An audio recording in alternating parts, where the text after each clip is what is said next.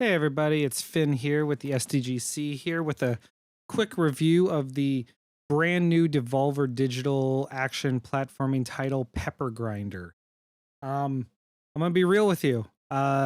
This game has been a lovely little palate cleanser in a year that has been dominated by massive multi 100+ hour RPGs. Going from, I mean, this year alone, going from Like a Dragon Infinite Wealth to the Thaumaturge to Unicorn Overlord to Final Fantasy VII Rebirth. Like, it's been fantastic, but sometimes you just need something that's not an RPG. And I am happy to tell you that Pepper Grinder is that jam. I got to play it at PAX West and got my hands on it. So I knew from the get go with its opening levels that it was something that I was going to be probably into. And I'm happy to say that the final result and the final product is just as good as those opening moments led me to believe it would be.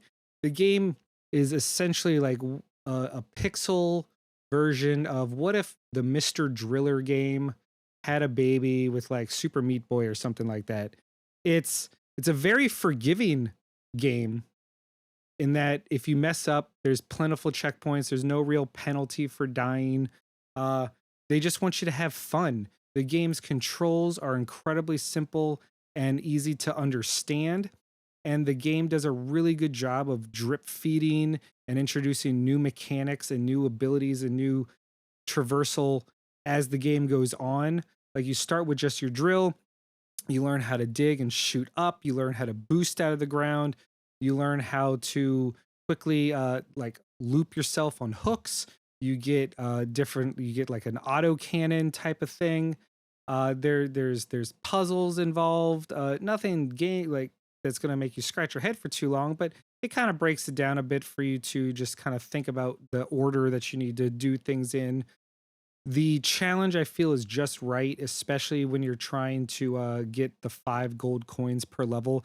Very classic platformer thing where a lot of the challenge and extra fun comes in actually fully completing the levels. Um, Same with the time trial mechanics. Like you can go back and essentially speed run, try and beat certain time uh, thresholds per level. The game, the content for the price is like the perfect amount because again, when you're coming off of multiple just long RPGs, sometimes you just need a really good 6 to 10 hour action game that's going to engage you each time and then be done before it wears off its welcome.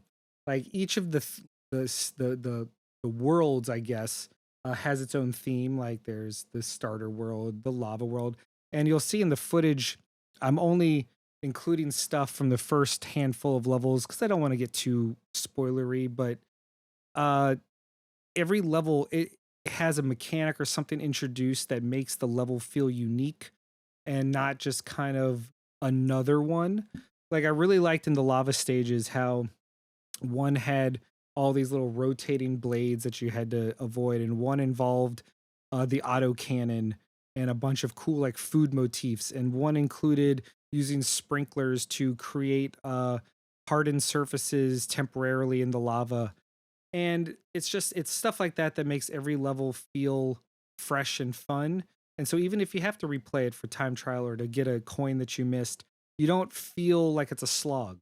The boss battles, each stage ends in a boss battle. Each world has a secret level that has a different like vibe than the rest of the levels, but has a really unique challenge. Like the first secret world, strong Donkey Kong Country barrel stage vibes.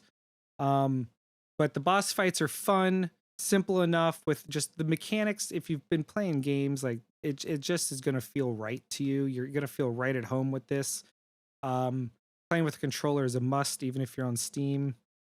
It's definitely not keyboard friendly, but and the graphics, indie games and pixel art go hand in hand, but this one does it in a really fun way. The little monster creatures are incredibly expressive and weird looking. There's tons of loot and secrets to be found that can be used on these like sticker pages, which are completely optional but still fun. The music and the sound design, like the rumble implementation, everything about it just feels tight and focused and good to play. And that cannot be stressed enough to be so important for that genre, especially like if you die or have to restart from checkpoint, no loading. It's just you're right back where you were. And that again really encourages you to just keep playing. This game hits you with that just one more level type of vibe a lot. Damn, I really love Pepper Grinder. It's so much fun. Um I I liked it so much that I double dipped. You know, the code was provided for the Switch, but I really wanted to have it on Steam as well. Um, because why not support good indie games? But yeah, like Pepper Grinder is probably in such a strong year, gonna m- might even be in my top 10 by the end of the year. Like I just have really enjoyed my time with it, and I strongly encourage anyone interested in a really tight, focused, and enjoyable action platforming game, 2D side scroller style, to pick it up, try it out. I promise you, you won't be disappointed. You'll probably walk away with a nice big smile on your face, like I did. And that's pretty much all I got to say about Pepper Grinder. It is what it is. What it is. It does not pretend to be anything else, and it does what it does very well. Kudos to the Pepper Grinder team.